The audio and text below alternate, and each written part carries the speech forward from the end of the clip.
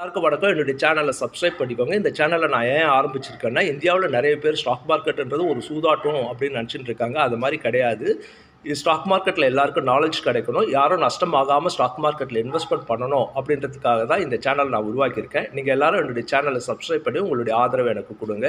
இந்த வீடியோவை பார்த்துட்டு எது பண்ணாலும் அது உங்களுடைய ஓன் ரிஸ்கில் பண்ணணும். இந்த வீடியோ முழுக்க முழுக்க ஸ்டாக் மார்க்கெட்டில் இன்வெஸ்ட்மெண்ட் பண்ணுறவங்களுக்கு விழிப்புணர்வு ஐடியா கொடுக்கறதுக்காக தான் போட்டிருக்கிறது. இந்தியாவில் இருக்க 2வது பெரிய கவர்மெண்ட் பேங்க் ஆஃப் பரோடா அவங்க 4வது காலாண்டுடைய ரிசல்ட்டை வெளியே விட்டுருக்காங்க. அவங்க 4வது காலாண்டில் 5000 கோடி ரூபாய் ப்ராஃபிட் பண்ணியிருக்காங்க. அதாவது 3 மாதத்தில் 5000 கோடி ரூபாய் ப்ராஃபிட் பண்ணியிருக்காங்க.